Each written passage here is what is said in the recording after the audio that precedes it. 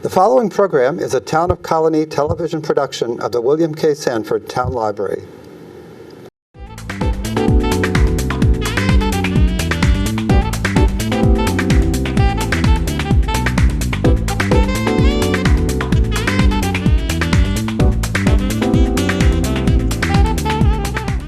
Hello and welcome to The Money Factor. I'm Richard Naylor.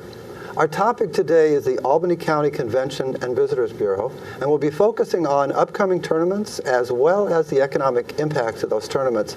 I'm really happy my guest is Gina Mintzer. She's Director of Sales for the Center, and I want to welcome you. Thank you. Glad to be here.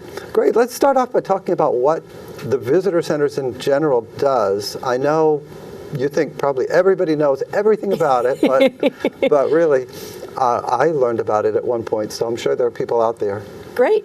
Well, the Albany County Convention and Visitors Bureau, we are a contracting agency, and we have the contract with the county to promote tourism throughout the county and to bring people here to stay overnight in our hotels and enjoy our restaurants and our retail outlets and our attractions and other entertainment. And then we have the contract with the City of Albany to promote and run the Albany Visitor Center. And that Visitor Center, which we'll talk about later, but we have a museum and a planetarium, and we're open 7 days a week. And then the last piece, we're contracted with the Albany International Airport to run their information area. That's pretty neat. Yes. So when you see somebody at that desk, they're part of our organization. That's great. Yes, so we're all over. And what do you do? I know you're Director of Sales, but I'd like to know what that means. That's a good question. Thank you for asking. So my job as the Director of Sales is to really go and find meeting, convention, and sports business and to bring that to town. And I have a team of people that I work with to do that. And we look at everything, not just sports business, but we look at national conventions, regional conventions, state association conventions, group tours, the bus tour market. We focus on that market as well, and everything in between to get people to stay overnight and to enjoy our destination. That's a huge job. It is, and no day is the same. You know, I mean, I bring people here, guests, people that I know or friends or relatives, and I'm always wanting to do something with them and take them around and show them things. And you want to show them your area as being a nice place to live. Exactly. Right? And so I've always seen your organization as a way for me to find other things to do. Good. And we want you to do that. And we have a lot of tools to do that with, not only just our website, but publications, and we're always promoting our destination outside of the area. Okay, and that fits right in with what you're doing. You need something to sell, right? That's exactly right. And one of the things you're going to sell are tournaments. Well, we're going to sell Albany to those tournaments. Okay, so the tournaments are considered clients. They're companies in a That's way, correct. Whether it's the NCAA or the MAAC. Mm-hmm. Or the MAC, or could be Babe Ruth Little League Baseball. So we go after that business, in this instance, with the MAC and with the NCAA. We partner with the Times Union Center to actually go and bid on that business to bring it to Albany. They could go to Buffalo, Providence, Rhode Island, Pittsburgh, but our goal is to bring them here. Right. And my role with regard to those tournaments is really the athlete housing. So the Times Union Center, they think about all the things on the inside of their building, and our organization, we think about all those things, the fan and athlete experience outside of that building. I can really relate to that. As a library conference, we once came to the concourse. Oh, great, at the Empire State Plaza. Right, and so things that we were interested in were things like, how easy is it to get a phone line or internet? Like, not tomorrow. Yeah. We have a new booth, or the booth didn't tell us, or it's not there. Right, okay. All those little things that you don't think about. And that's our job when we're working with a conference planner on how best to utilize not only our destination, but the venues themselves, whether it's a hotel venue or the Empire State Plaza Convention Center or the Times Union Center. Who are the go-to people within those organizations and venues, and how can we assist for their success? Okay. I think people are interested in a couple of dimensions of what we're talking about.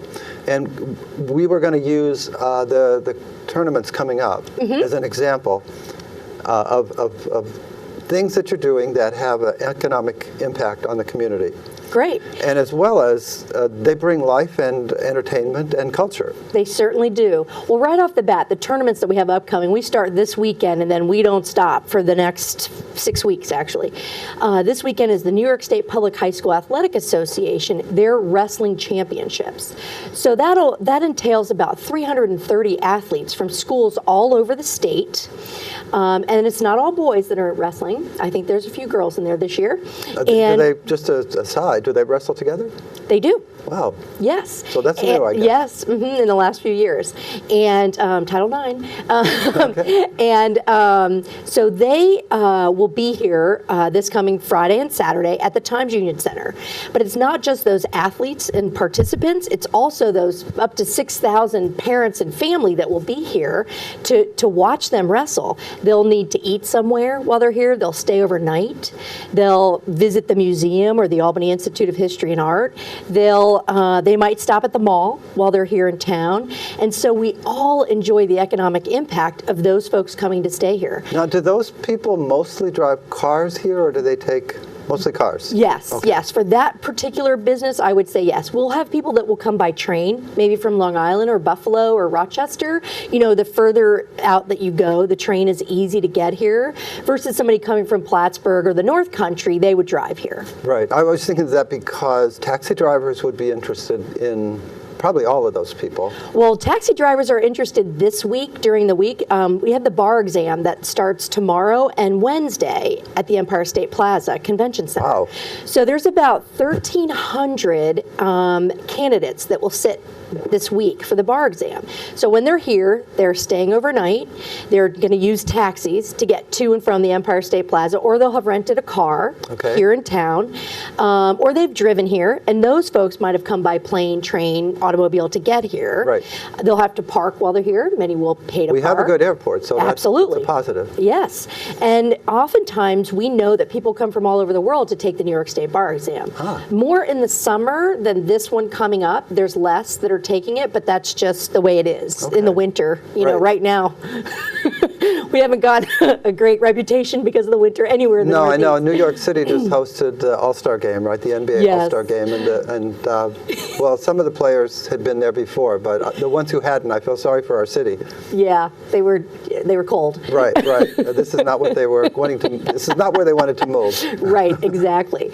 So we see, it depends on the business that's in town and how they utilize our destination and the services that we provide. I think it's fascinating, and I know there's a lot of studies and research and sometimes arguments when they want to make a convention center double size or something. And I think we're probably doing a pretty good size, but all the things that go into get so complicated to figure this out, because one person goes out to dinner, and if they fill up the restaurant, now somebody locally can't come.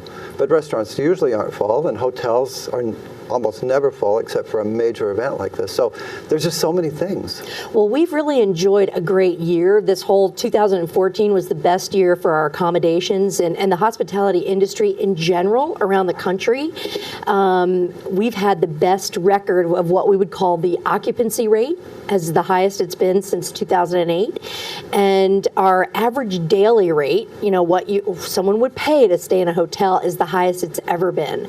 And for our destination, we're an anomaly compared to other cities of our size. So when people come here to look at our hotels, and you'll see we've got a hotel under construction. Actually, we've got a few under construction right now, and we more have one projects. across the street. We're at the library, the Colonie Library. And there's more to come.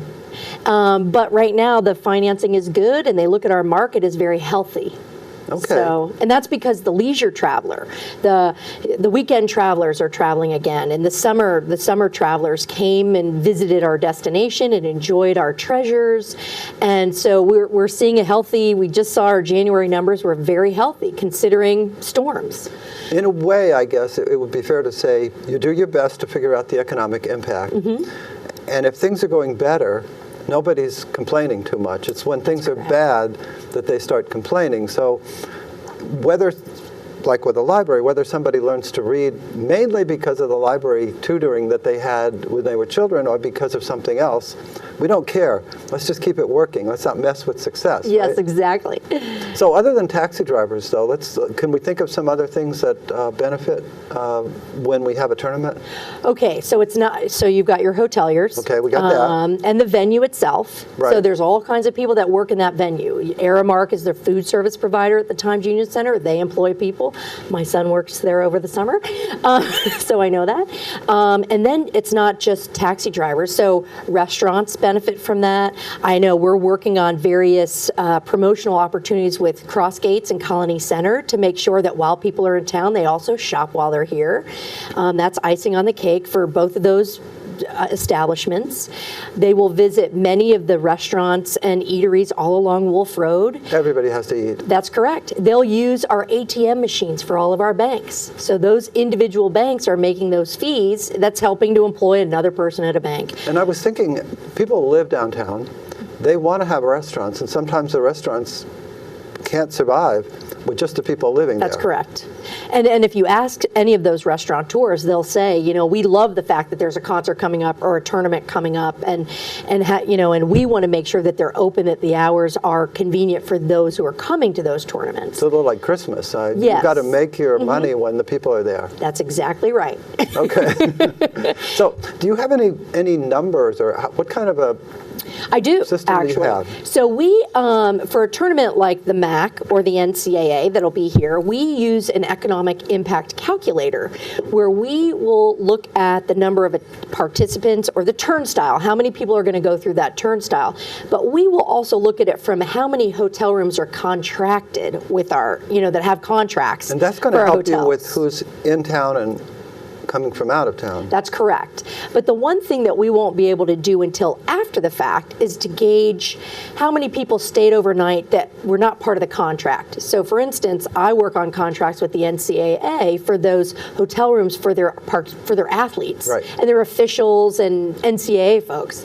But that doesn't account for if you had a son that played basketball, or a daughter, because we're hosting women's basketball, we can't count you as an overnight guest. Really? We can make a guesstimate because we don't know that you've stayed overnight. But that sounds conservative then. That it is conservative because everybody's going to question our numbers. Okay. So we take great pride in how I can explain every number that we use, right, and why we use it.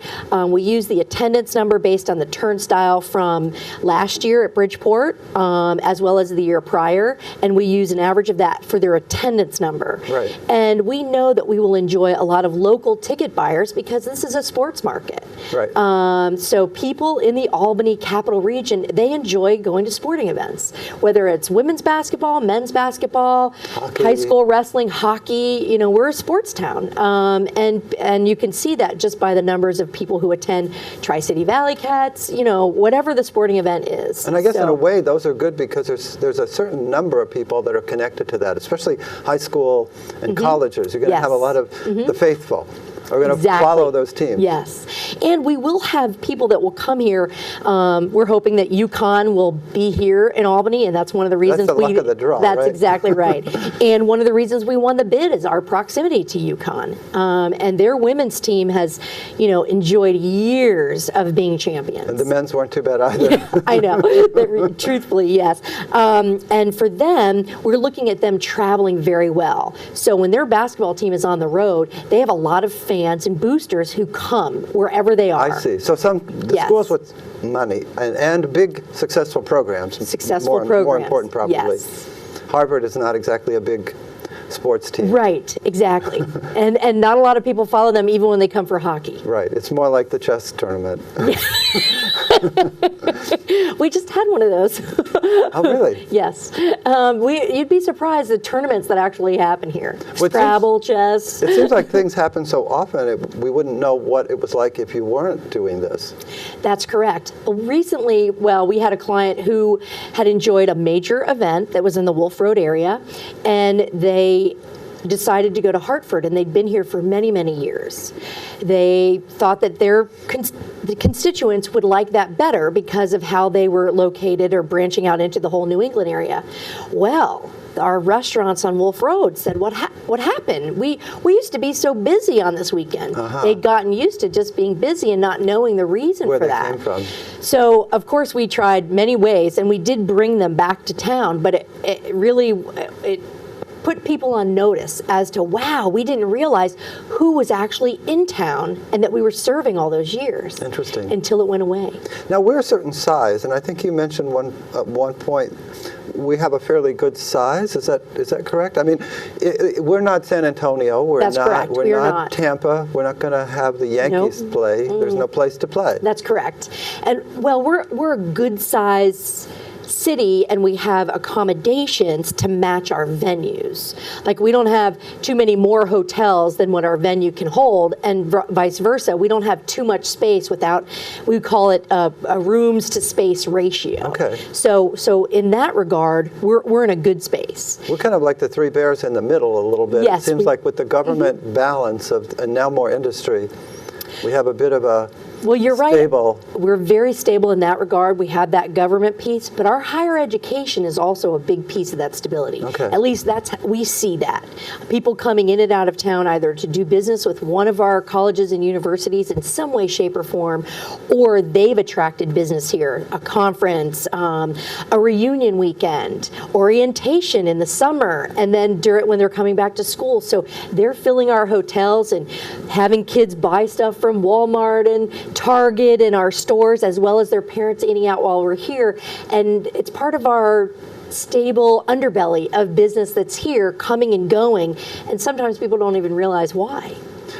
One thought that I had, and I would have never thought of this if it wasn't for you and our conversation, that Albany is a city that is trying to grow and keep people, and it's lost population.